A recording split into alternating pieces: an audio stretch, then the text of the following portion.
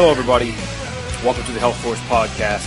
HealthForce podcast, ramsandelitefitness.com, ramsandelitefitness.com. So I was thinking about what would be a cool interactive podcast to do this week, and I came across the topic of the most common health and fitness scams that are currently out there. Not only do I think this is helpful, but I think it's very informational. And we have an article today titled "Butter in Your Coffee and Other Cons: Stories from a Fitness Insider." The author is his name is Dick Tallons. Don't know him, but he gives his own personal story about what he found it was like to be in the fitness industry, the common things that he ran across, including some marketing stuff, which will blow your mind, everything to his positions on a couple of quote-unquote popular products or services out there. And before we get into this article, I want to give a little more context, a little more background information to properly set this stage before we get into the heavy dose content. Okay, I do believe in building up a company or building reputation by doing good.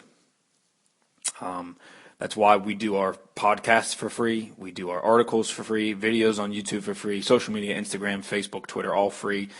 There are people out there that have monetized their own social media, or they monetize their content in terms of like a membership site where you pay monthly fees and get access to them. And that's all well and good if someone wants to do that. But for me, putting out good content for free is a pillar of what we're trying to do, because Rams Elite Fitness is not just some personal trainer.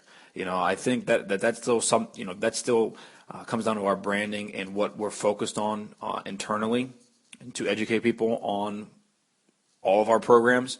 It doesn't even matter if that's our in-home personal training where we're traveling to you. We have our physical location, REF Fitness Station in Warrendale, and we do our online platform, REF e-coaching. It doesn't matter. All three of those still reflect us as professionals. That's how we treat our clients. We want to be on the inner health circle. We don't want to be just that bro that you go to at the gym, or that cool chick that helps you with your squat and to get a butt. Like, we're more than that, and that's constantly been our fight since day one. And here we are, almost 4 years, 3-4 years later. Even as we're growing, we're continuing to make sure that that's our main message. Okay. The reason I feel so strongly about that message and what we are doing here at Rams Elite Fitness is because the rest of the industry flat out is not going in that direction. Yeah, sure, not everybody, it's not an absolute rule, but for the majority of other fitness professionals, and I use that term loosely when describing others, it's more so about making your hourly profits as to be maximized and optimized as much as possible. Now, how do they accomplish this? Obviously, we've talked about group fitness on here. I do not condemn group fitness for just the format itself. I think it is a great tool to use to supplement a game plan that you create. It's a great way to get additional physical activity. But if that's all somebody does 2 times a week, 3 times a week, and you're not working one-on-one with a professional coach or somebody, an actual fitness professional to work you through things like nutrition or supplementation or things that you want to take care of, bad habits that you form outside of the gym, because, let's face it, if you're going 3 times a week, that's only 3 hours out of the entire week that you're there, which gives you a whole heck of a lot of hours to screw stuff up somewhere else. And I still firmly believe that every single person should have some sort of fitness professional coach who works one-on-one with people to start looking at bad habits and good habits and just doing the right things, small steps every single day. So our message has always been to build up good, and that's all of our content. There's a lot of great fitness professionals that put out great free content. And I encourage you to have an Instagram following or a Facebook, deciding to like people's pages that are informative and are, what I would call true professionals, people that aren't just putting out content to sell you. And unfortunately, that is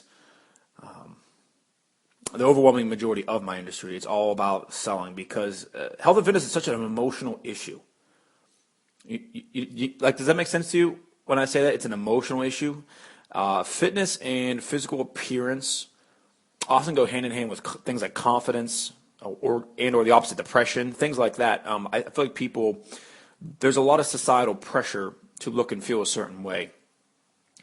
So health and fitness is a topic that people are easily you're easily manipulated because you want to believe what a marketer is telling you, or you want to believe what some propagandist is pushing out there. Oftentimes because it takes away blame, I find, and wants to put it on one thing like sugar or gluten or artificial sweeteners. They try to blame one thing as that's why the world has all the problems it does, and it sounds sexy, right? It sounds great. It sells great. And unfortunately, in the practical sense, in the real world, it has zero application. And unfortunately, maybe even yourself who's listening right now, or friends that you know, or family that you know, have been subject to victimization of fitness marketing. This is the greatest diet ever. I just researched this. I found it on Facebook. Oh my God, it's so great. They do it for like a month. They might even get results. And then like you see them 6 months later and they're back to where they started, right? Or they quit the diet, or they quit the workout program.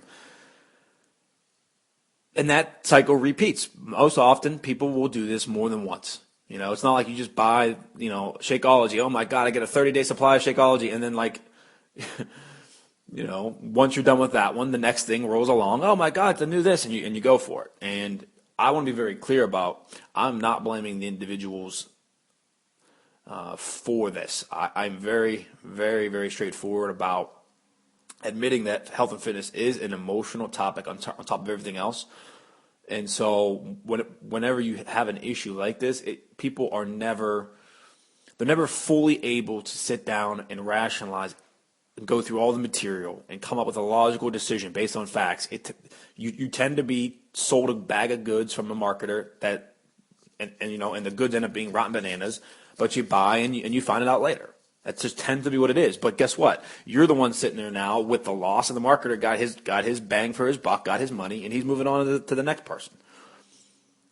And I have a real big problem with that, which is why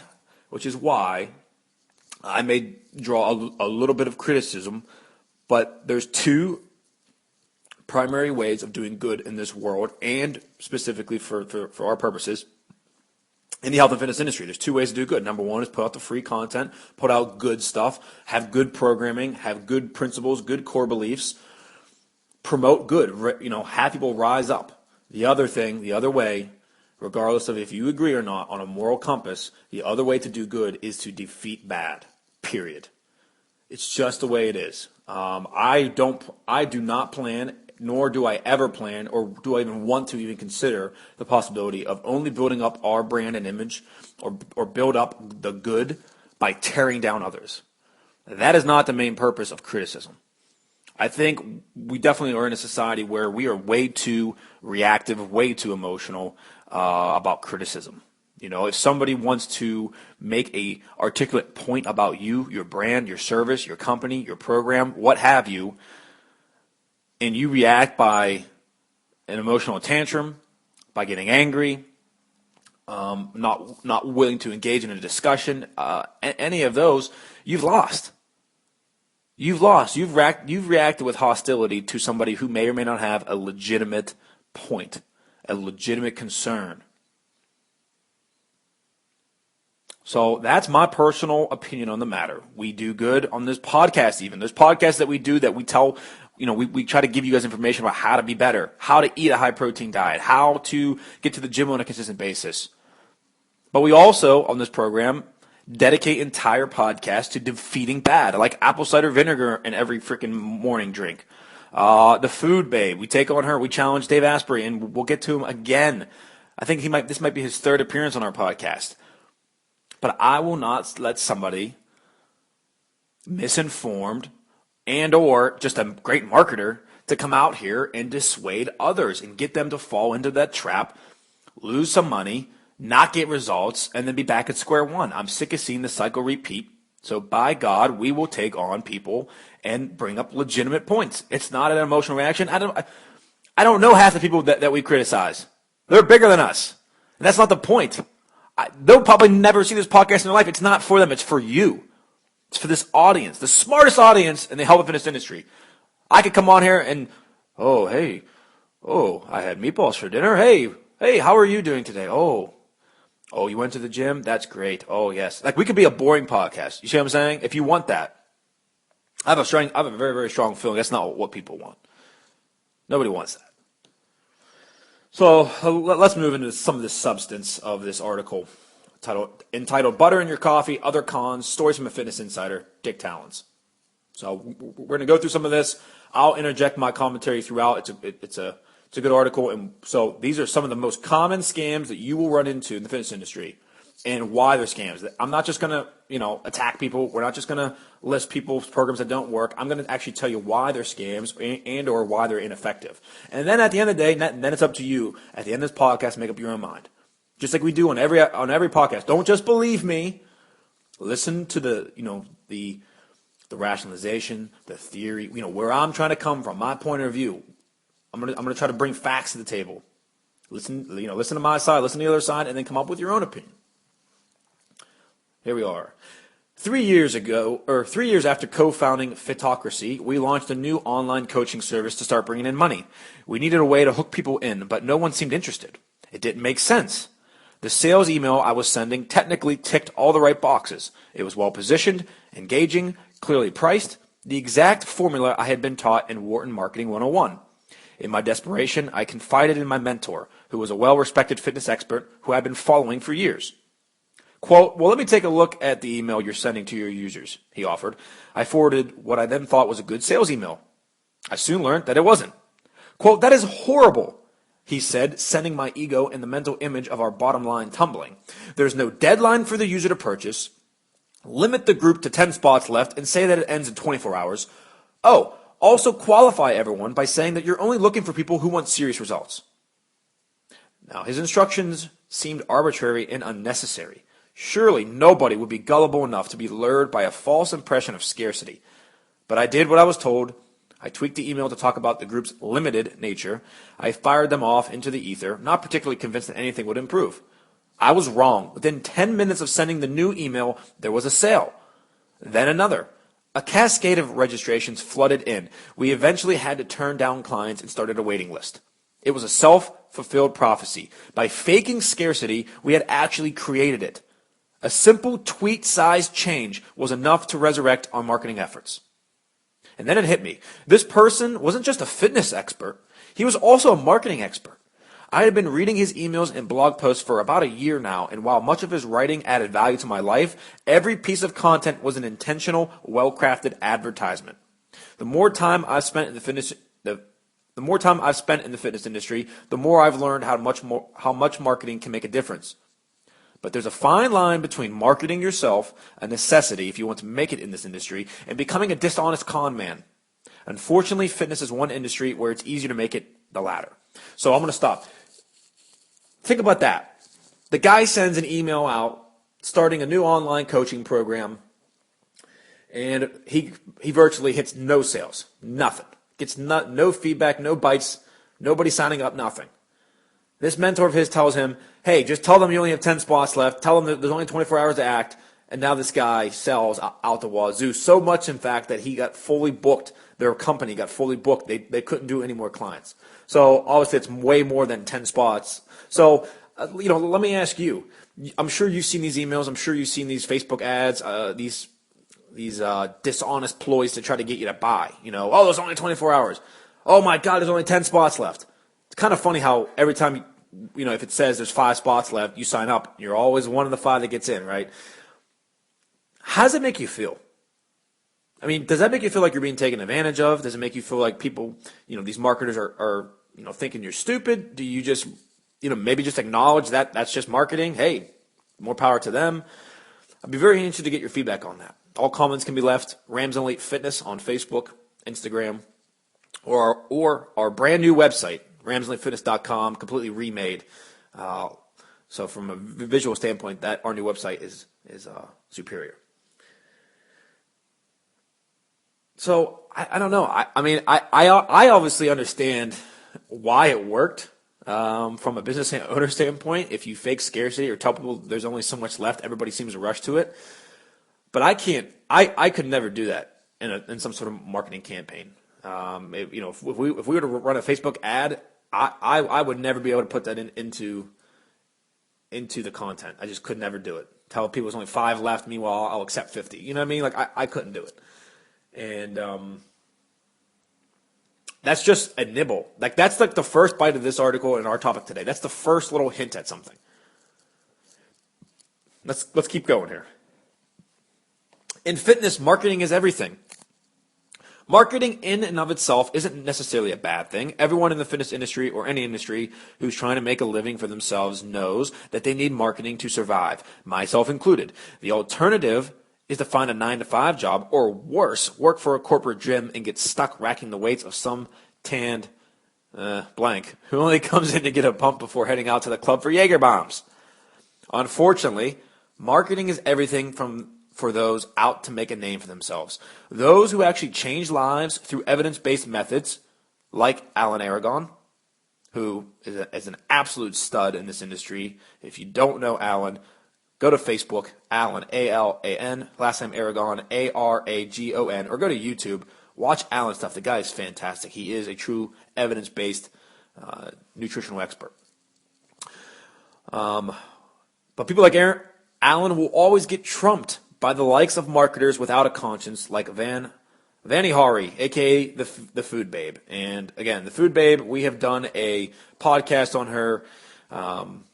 She's absolutely despicable.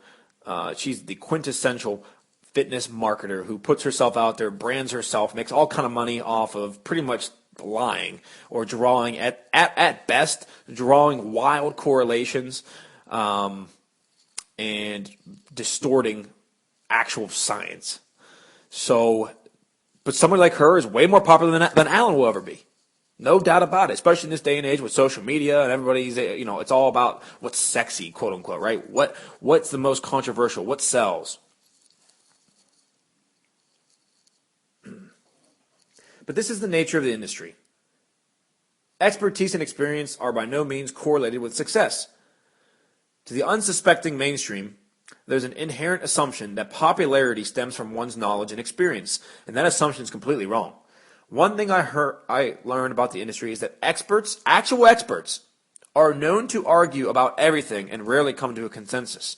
In fact, the only unanimous consensus among them is that celebrity personalities like Dr. Oz, Tracy Anderson, and Food Babe are all full of F's. And I actually concur with that.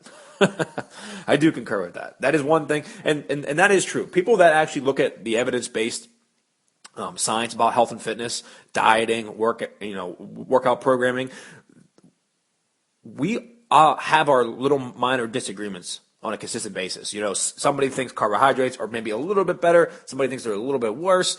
When it comes to exercise programming, this range is a little better for that. Like we definitely have minor disagreements because there's different interpretations of science. But in the bigger picture, we still all agree that a diet that has lowered calories as compared to your energy expenditure is always going to result in weight loss.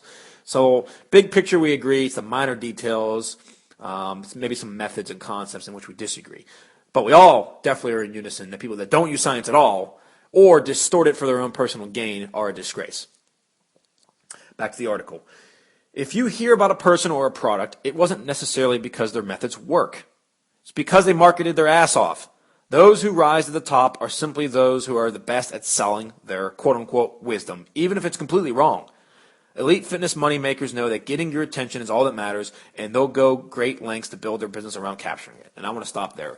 That is entirely true, and I think that is a underestimated concept, is that just merely seeing something or something being popular or hearing about something does not in fact mean it works. And I think sometimes the two we conflate and we mistake them for success, right? Paleo diet, everybody knows the damn word by now, and everybody just assumes it's a good diet or it works, or it's a complex, it's a hard diet, it works. Take something like Shakeology, right? People sell it all over Facebook, it's all over the place. We just assume, oh yeah, it works. Get on the 30-day cleanse, get on the 20-day fix. I heard about all these things. Popularity does not speak to results. Does that make sense? They may, but merely on the face of it, it's not a direct a direct link. For example, I spent some time talking shop with the creator of Force Factor, one of the most successful supplements in history. To be clear, I don't have strong opinions either way on the product's efficacy, but it's worth noting how it's marketed. Most companies would employ run-of-the-mill SEO consultants or a social media manager that's barely out of college.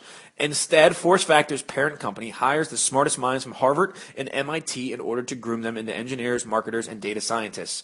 In fact, you've probably seen their ads before. And that's because there is a building full of would-be bankers, Google, and Facebook employees working towards one mission: getting you to click on an ad, open your wallet, type in your credit card information. But lying to make a quick buck is neither new nor particular to fitness. In fact, research shows that the quote-unquote snake oil salesmen have been around since Homo sapiens discovered snakes. The difference in the fitness world is that the gullible pay with their wallet and their health. Let me say that again so you can pick your ears up. Pick your ears up. Pay attention. Here we are. The difference in the fitness world is that the gullible pay with their wallet and their health. Falling for baseless recommendations for the umpteenth time will inevitably take a mental toll, especially if they're from America's favorite doctor. This is so important. This is so important. This is why I can't stand these marketing a-holes who know they're pushing crap but are doing it for personal sales. It's one thing if it's some book or some industry where the only thing that the person that falls to the scam is they lose their money. That's bad enough, right? That's bad enough. But in my industry, in the fitness and health industry, you lose money and you lose your health. Let's say you're somebody, let me give you a couple scenarios. Let's say you're somebody who's out of shape. You desperately want to get back into shape. And so you buy this, latest fake diet book, right? And you go through it and you waste 3 months on it and nothing happens. Or maybe you experience some success, but then within the year, you're back to where you were. You've wasted an entire year of your life, your entire year of what could have been good health or better health, a year of waste because of some loser that wants to sell his diet plan, his special diet book that nobody's ever done before, right? Let me give you another scenario. What if you're somebody that medically needs to be in better shape? Let's say you're middle-aged, 50s or 60s. You might have high cholesterol, maybe you have high blood pressure, you have heart problems on the horizon, your doctor's warning you got to lose weight, you got to work out, and you buy one of these stupid programs. And in a worst-case scenario, you don't get better. And then maybe in a year or two, you have that heart attack. And maybe you die, maybe you don't. Look at the cost. Look at what that person had to actually pay for a fake program, for a scam program. Folks, this is a serious issue. This is not just, oh, cool, he's a good marketer. This is not the industry for that. This is not the industry to tolerate that. You want to do that, you can go write a book on zoo watching or go watch bird watching. Go do it somewhere else. But this is why I get so passionate and worked up about this subject. We have clients every day that struggle with certain things, right? And we work our A's off to help them overcome these obstacles and get through the barriers to start forming good habits. Just like I'll tell you right now, what we market, what we sell, what our programs are about, it's not quote unquote sexy, right? I don't blame sugar. I don't blame alcohol. I don't blame soda. I would never tell somebody, hey, there's just one thing, you take it out of your diet and you're good. I could sell a lot more if I did that. But I refuse because I want our programs and our success to be on evidence-based results and actually get people real results at last. We've got some of the best success stories you'll never hear because it took place with good old-fashioned hard work over the course of 1 to 3 years. That's right, 3 years sometimes. Some of this don't happen in 20 days.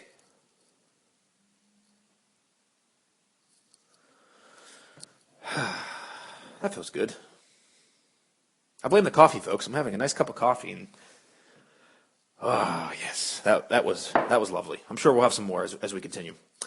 In other industries, the potential irreparable damage to one's reputation might deter would-be snake oil salesmen, but not in fitness.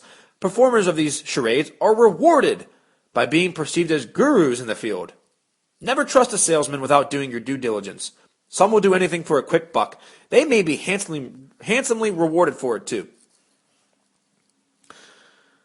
Don't trust your eyes. One of the most common marketing scams is the before and after transformation picture. Oh, I like where this is going. If you've never seen one, here are some cliff notes. Some average Joe or Jane out there buys a book, supplement, or uses some groundbreaking method that trainers don't want you to know about, only to come out looking like the Incredible Hulk. If you put the pictures side by side, can't deny the results, right? In reality, creating the six-pack is ironically unsexy. In my decade going from obese teenager to fitness geek, I've learned that the recipe is simple, but it's boring. Build more muscle through resistance training, reduce your body fat through diet and exercise, and avoid magic tricks while learning everything you can from reliable sources. This may take years or even decades. After the first 2 years of beginner progress, you'll be capped at about 5 pounds of lean muscle per year, eventually dwindling down to an annual 2 pounds of muscle, building shortly after. But this process is not marketable, so the scam artists turn to a different formula. Step 1, create a groundbreaking, revolutionary new product. Step 2, find a spokesperson that's already in great shape to promote it and claim that it was the product's doing. Fitness author James Fell has talked about how Bowflex uses this formula in its infomercials. Quote, if you have any doubt that these models did not get their muscular, sculpted, hairless physique using a Bowflex and its patented power something technology, then Google Bowflex casting and you'll find talent agencies looking for ultra lean gym rats with a colored contact lens to hawk this soon-to-be coat rack for 3 easy payments of way too much money. But this still doesn't explain how these great side-by-side transformation photos, like the ones you see in Hydroxycut's weight loss supplement. At first glance, Hydroxycut looks like quite the panacea for fat loss. The spokesperson starts out bloated and soft, and they end up becoming ripped and muscular, presumably as a result of the pills. But in reality, the spokesperson is using a bodybuilding trick that the average Joes don't know about. In bodybuilding, there's a concept called cutting and bulking. As explained by a bodybuilder friend of mine, quote, judging by the amount of mass that he has, the spokesperson is clearly a bodybuilder. In the first picture, he's at the end of his bulk, which is a weight-gaining phase focused on building muscle. The second picture is him on a cutting phase, and that's where the weight loss phase focusing on losing fat. Bodybuilders do this all the time, and while most think this picture looks miraculous, it's quite typical. Nothing to see here. So I'm going to stop. There's a reason why I don't flood my website with tons and tons and tons of side-by-side comparisons of testimonials. It is my personal belief that testimonials, especially visual ones, have been corrupted. They have been taken by products like we mentioned here, Bowflex or Hydroxycut or, this quote-unquote revolutionary brand new workout program. And that's all they do is plaster side-by-side photos all day, every day. And the last thing I want is my brand and my image to be associated with those scams like that. The last thing I want. So instead, I try to focus on testimonials that are paragraphed or are somebody's true feelings. I'm trying to record audios and or get them to just write it down for us and then post their actual feelings about something. And to be honest with you, most success stories, I don't give a crap what what's the right word here? The imagery is, I guess. But most testimonials don't have somebody going from 290 pounds to 170 and be ripped. That is not the average client. The average client is somebody that's probably 20, 30 pounds overweight, and they might lose 10 to 15 of it in 6 months to a year. That's your average testimonial, and that is a success story. And unfortunately, that gets downplayed to these people that want to have these cutting-edge transformations and push a product.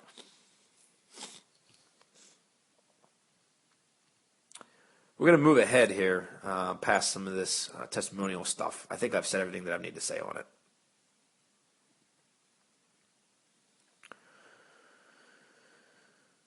Science isn't always what it seems. Now, before we begin this section, I think people are going to say, well, hold on now, Fran. You always talk about science research. And look, I'm not, when I speak about it, I mean it. And I'm talking about the actual science and research. Since that's kind of been our sticking point, those on the evidence-based side of things, since that's what we find success in, and that's what people like you in this audience like to hear is what actually works, what's actually been tested. We now have that fanatical wing, the marketers, the scammers, They just start citing research now, whether or not it actually exists. Whether or not it even exists. And the reason for doing so is because it's, again, a sexy, I guess you can even call it a sexy talking point. I don't think research and science is all that impressive in terms of, oh my God, I love reading about the branched chain amino acids on a 12-week blind clinical, people don't like that. It's not, trust me, trying to read some of these puts you to sleep. The information is what's important. At this point, I may have inadvertently likened consumers to gullible sheep addicted to purchasing the fitness industry's empty promises, but I don't actually fault them. They're simply the product of a broken industry, and I agreed with that quote. In fact, by mid-October 2012, some consumers began to rise up. Communities like Reddit began to scrutinize and refute a lot of industry garbage through the use of science. Prominent sites like Examine.com, which came out of Reddit. By the way, Examine.com is fantastic. Head over there, Examine.com. Those were launched to debunk the claims of many useless supplements, such as Dr. Oz recommended raspberry ketones. Where the hell are those raspberry ketones? I'll tell you where. They're in the trash can. Damn it. And see, that's just one example. But at the time, in 2012, 2013, everybody talked about raspberry ketones. Oh my God, it's the best thing. It's like, holy crap, it's evidence-based. Dr. Oz says it's good for you. He's a doctor. Oh, embarrassing. Makes me mad because where are they now? They're nowhere. Nobody buys them. Why? Because they don't work. They never did work. And unfortunately, the scammers, the marketers, they pushed them and they sold. They made their money on raspberry ketones. People defeated something like raspberry ketones by vetting them against a large body of scientific research. It was the first time that the science of health and fitness was this easily consumable by normal people. To some, this science was an incredibly powerful, almost magical tool. It was evidence-based and objective, innocent and pure, only existing to inform and to help you improve. After all, how could science be anything else? Facts are facts. But much like the battle between virus makers and their antivirus nemesis, marketers looking to make a quick buck quickly caught up. I first noticed a new type of quote-unquote science-based marketing after purchasing the diet book Carb Backloading by D.H. Kiefer. Carb backloading had a compelling premise. By following a simple set of rules, based on science of course, you can lose weight by starving your fat cells and enjoying your favorite foods. Cherry turnovers? Ice cream? French fries?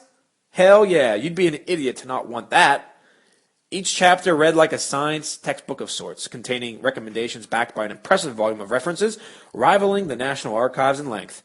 These references were neatly filed away at the end.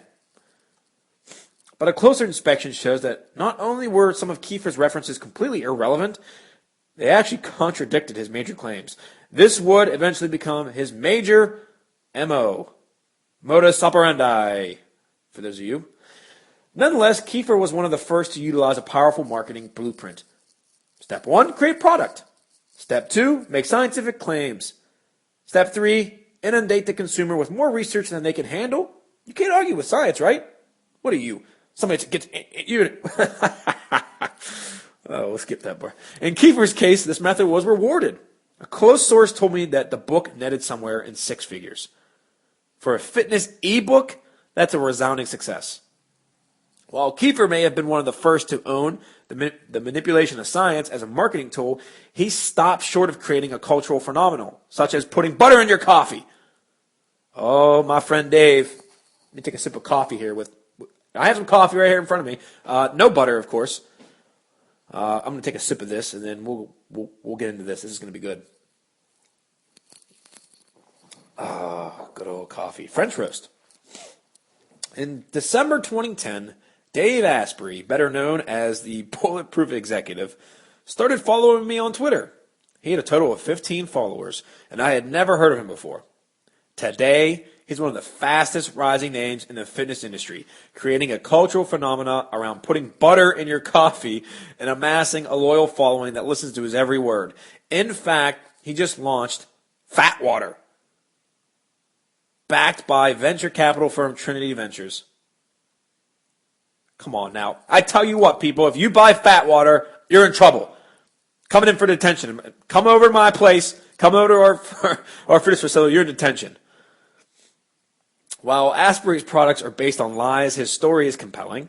Mr. Asprey purportedly lost 100 pounds without exercise, as well as raising his IQ by 15 points. Well, it's easy to raise it when it starts at 70. All because he spent $300,000 to hack his own biology, placing himself at the forefront of biohacking research. Hey, don't take his word for it. His site is littered with testimonials of people who have found similar success using his methods. So what's the secret behind these methods? For that, I turn to Armi Leggi, founder of Evidence Mag, and a rock star in the legitimate evidence-based fitness world. Well, actually, I don't know who this is, so I'm going to make a reference for me later. I'll check him out, or her out. I don't know. Armi is an interesting guy. At only 20 years old, he's one of the de facto good guys in the industry, possessing the conscience of a Care Bear and the manners of a Boy Scout. Imagine my surprise when I found out that he was once Asprey's right-hand research guy. Research that turned out to be a sham. Oh, this sounds good. Quote, I helped launch many of the products that Dave sold. One such product was Bulletproof Whey. After the marketing page went up, Dave was concerned that it didn't sound scientific enough. So he tasked me with finding research to support one of the compounds. After informing Dave that there were no studies that supported his claims, he responded, quote, just go to PubMed and find something with the compound in the title. It doesn't have to be related to our claim. No one's going to read the study anyway. Close quote. Dave's a fool. I've made a whole program about this. God damn, I can't stand Dave Asprey. I really cannot.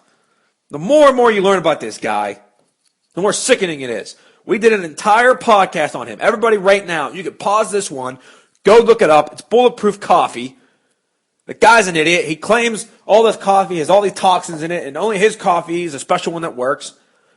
He goes on Joe Rogan's podcast, pushes it to Joe. Joe falls for it. Joe starts to sell it. Then Joe Rogan researches it himself, finds out he's full of crap, and cuts him off. Oh, gosh, this makes my blood boil. It really does. This is typical of my industry, folks. FYI. I don't know how high it is. My gut tells me it's higher than people realize and higher than people are willing to admit. 75 to 90% of fitness marketers or fitness experts or fitness whatever, instructors and business owners, this is their motive.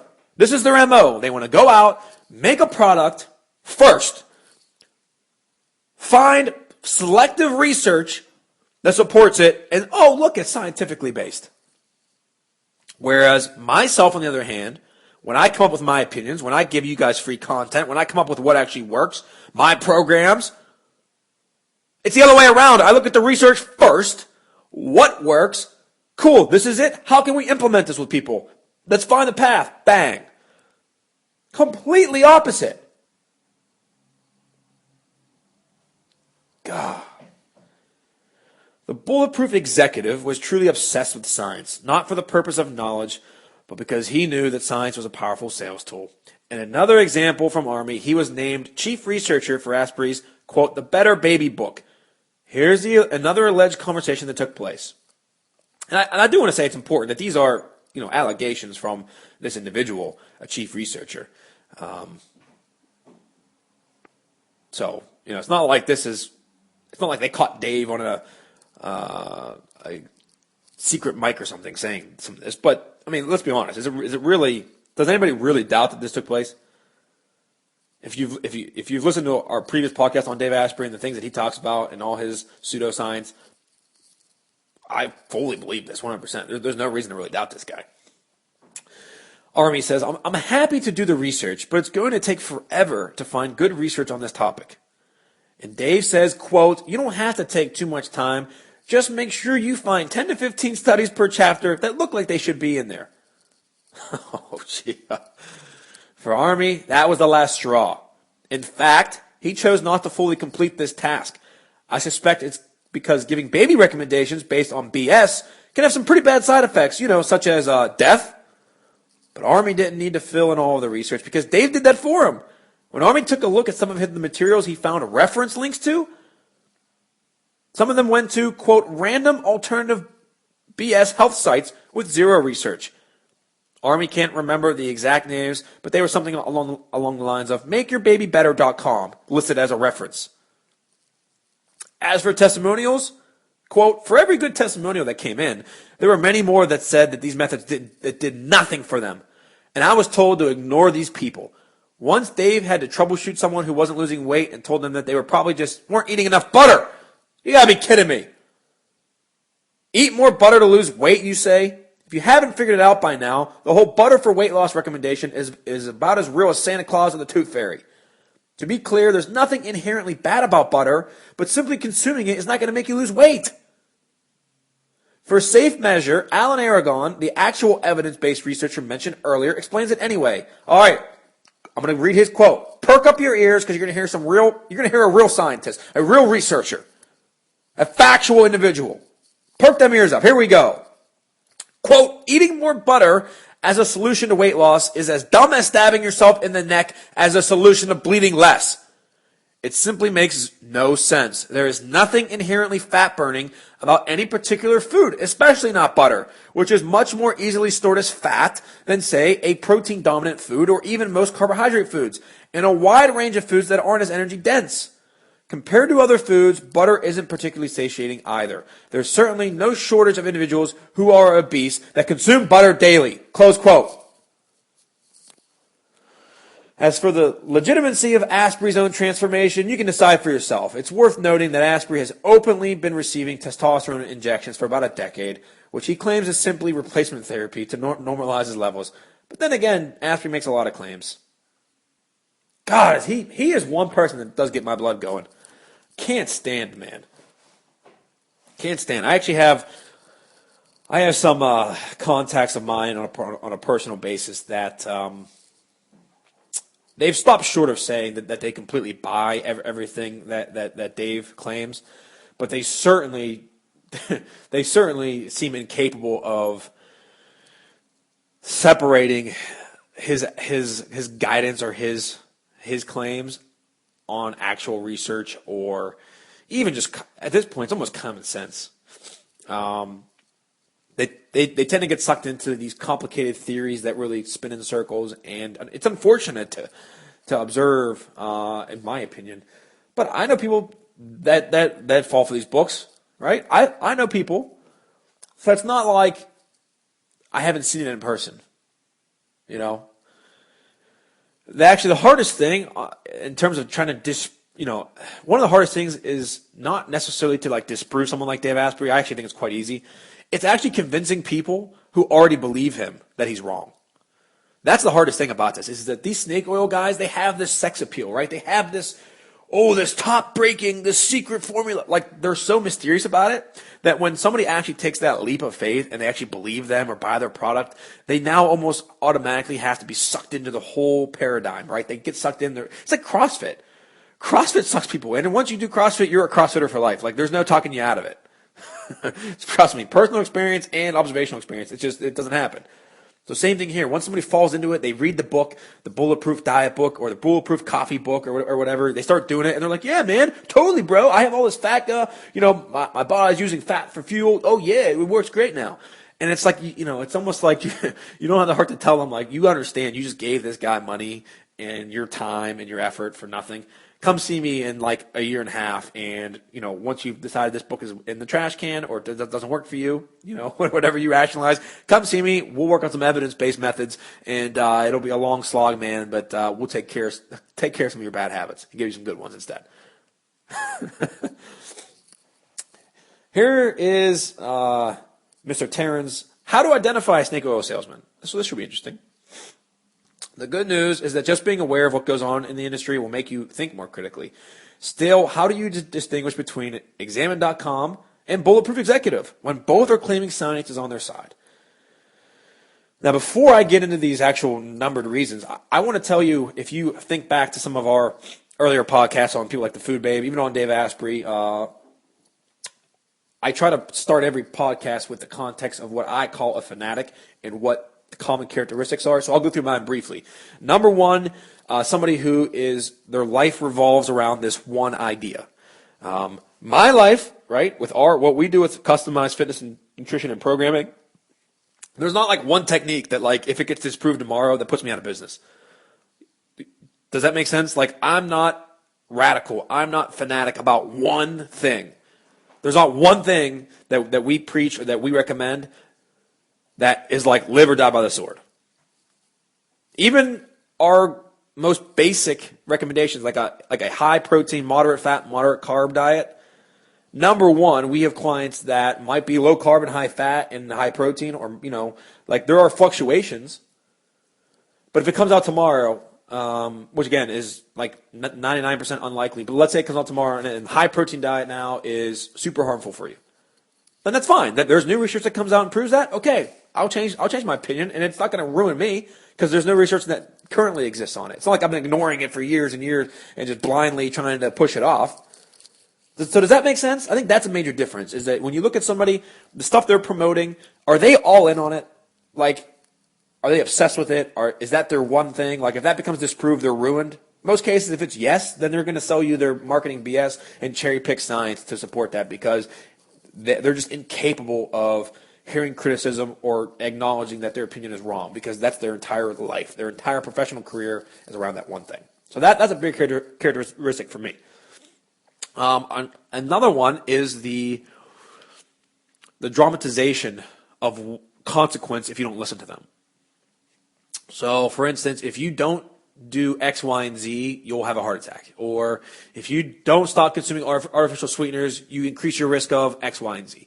If you don't stop eating Subway bread, you're actually eating yoga chemical, and you're going to die. Like, so many things, like that's their communication style. It's very dramatic.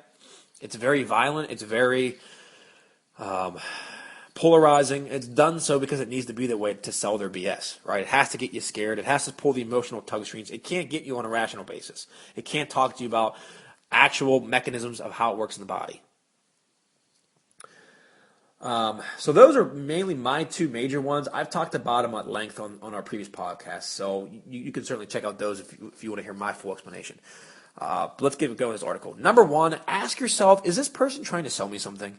If the answer is no, you probably have less to worry about, but you should follow, quote unquote, follow the money. Okay, so for example, Examine.com doesn't sell any of the products that it reviews. Its main business model is in selling an evidence-based digest to health professionals. So using this model, Examine probably only succeeds when it provides objective quality evidence. Now, on the other hand, Dr. Oz directly sells the products that he promotes. He makes money on viewership. So he has incentive to promote products with enthusiasm and excite people by magic pills. He also has to come up with new content for every single episode he does. A quick search on some of the products he promotes shows that they don't work. If the answer is yes, this person is trying to sell me something, it doesn't automatically mean that they're frauds, but be skeptical. Take a look at the evidence used to promote the product. Never trust the salesman, and keep in mind the tactics discussed earlier. Transformation pictures are easily doctored, and only good testimonials are always, are ever shown. Even signs can be manipulated. Number two, ask if the seller cares about your long-term results. Oh, this is a good one. Consider your goals against the incentives of the salesperson. For example, gyms make the most money when you buy a long-term membership and then you don't come back. It's actually how most gyms operate, which is disgusting. Similar fashion, fitness products on late-night infomercials want you to buy their product, but they have absolutely no incentive to see you succeed in the long run. If there's a misalignment of incentives, do your homework. Make sure that any review is from a third-party website and not directly from the source. If a testimonial seems too good to be true, it probably is. I actually think that's an important one. Not only because we discussed it earlier, but not only on your wallet is it a loss if it doesn't work for you or if it's something that's a scam, but your health, your time, like emotional investment. There's so many complications of this. This is why I think it's so dishonest in my industry. This is not the arena to trick people. If you want to trick people, I'm trying to think. I don't know. It's never going to trick anybody, but there's other industries that it's less impactful. Like, this is not one that people should be falling for scams. And actually, I would flat out tell you, you're an absolute disgrace for coming in here and pushing products that you know aren't going to work. And sometimes I actually think these marketers are delusional. They think their product's really good. They actually believe it. Number three is build a list of trusted sources. This is good too. Once a source, an online resource, is an expert and so on, it demonstrates their trustworthiness time and time again, and you can add it to your list of vetted sources. This method isn't always bulletproof, funny, since you could misidentify a source or the source might build reputation only to sell out eventually. But in a world of endless information, you have to trust something. Continuously refine your list, adding the ones that prove themselves and throwing out the ones that lose their credibility. I would like to think that all of you would add our HealthForce podcast, found on iTunes and on RamsleyFitness.com as trusted source. Essentially, you know, our big thing here is we want to look at the evidence-based things and bring it in a quote-unquote kind of pop culture delivery system where, you know, it's exciting, it's entertaining, it's not just boring research being read. They're just not, you know, I'm not interviewing people that are like super high level and the conversation's above your interest. Trying to keep things, you know, trying to give you guys action steps on things that actually work. So I hope you would consider adding us to your list. The health and fitness industry will treat you like it's your first time at the Cheers bar. Dr. Oz recommending the best drinks, the food babe warning you that the special tastes funny, and Dave Asprey telling you that you won't absorb calories from beer if you eat the wings at the same time, and everyone else eager to learn your name. Take it at face value. You'll end up mysteriously missing your wallet. The worst part is that you'll still want to come back and hang out with these new friends. Instead, treat the industry like you're walking alone at night in a dangerous neighborhood. Stay cautious, avoid sketchy-looking alleyways, and only walk along brightly lit areas. Lastly, I'll leave you with this. Use common sense. Okay, you might laugh, but in fitness, this is harder than it actually sounds. Your brain will constantly try to convince you that there's this one magic pill that's still out there. When this happens, catch yourself. You have more common sense than you think, because sometimes common sense is as easy as realizing that someone's weight loss advice is to eat more butter. Frustrating episode from my end, but I think this is going to be highly valuable for all of you guys. Ton of content we went through today, picking out just a couple of individuals, the Food Babe and Dave Asprey, to be the most popular.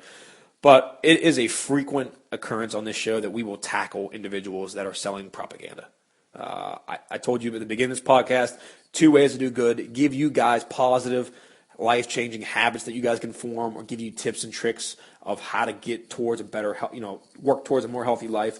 Or I take on people that are pushing the BS that you guys, may or may not fall for. Both of those I view as a net positive for the world, and we will continue to do that. We will continue to be the highest integrity that we possibly can in all circumstance. We're not going to be a sellout. I won't push BS on you guys. You guys deserve so much better, and I love my phone. I love you guys. We wouldn't be able to get the views that we get without your support. We wouldn't be able to do this for a living without our customers, our clients coming in and trusting us. It's all for the big battle. All of us have our battle against our own health, our fitness levels. We all want something better than we usually find ourselves in, right? Our current situation, it can always improve. And there's always something out there that you want to do, right? Whether it's to run a 5K, whether it's to go on vacation and not feel uncomfortable on the beach. Maybe it's to do an excursion, trip somewhere where you're hiking all day and your health currently, that doesn't allow you to do it. These things I want to liberate you from. It's like you're being shackled down, and I want to break those chains for you guys. I want to empower you. I want to inspire you. Each and every single one of you can accomplish your fitness goals. This is not a piece this is not a pizza, and there's only so many slices of the pizza. Only so many people can be fit. It's not a zero-sum game. I'm hoping to teach you guys how to bake more pizzas. I know this analogy kind of probably sounds funny considering it's a health and fitness thing, but you get the point, right? Health and fitness is not a zero-sum game. There's not just 12 slices of pizza, and if you don't get a slice, then you're doomed to be fat, right? We are able, in teaching, hopefully mentoring you, the individuals that listen to this podcast, to learn how to bake your own pizza or cook your own pizza or whatever, to create more pizzas. We can all get a slice. We can all achieve health and fitness. Thank you for listening. Please go to RamsleyFitness.com, and it's brand new. So you can go there, check out information. You can look at our services. We now are integrating all of our websites together. So RamsleyFitness.com is the main one. You will find our in-home training, our physical location, which is located in Warrendale, PA, and our online platform, e-coaching, all from there, as well as our latest research, which has all of our free content. Please check it all out and leave us feedback. I love hearing comments. Facebook and Instagram, Ramsden Elite Fitness, or do Snapchat. I'm getting good on the Snapchat. Please check us out and add us on that. It's Ramsden F, RAMSDENF, Ramsden F. I look forward to seeing you guys there as well. Thank you. Take care.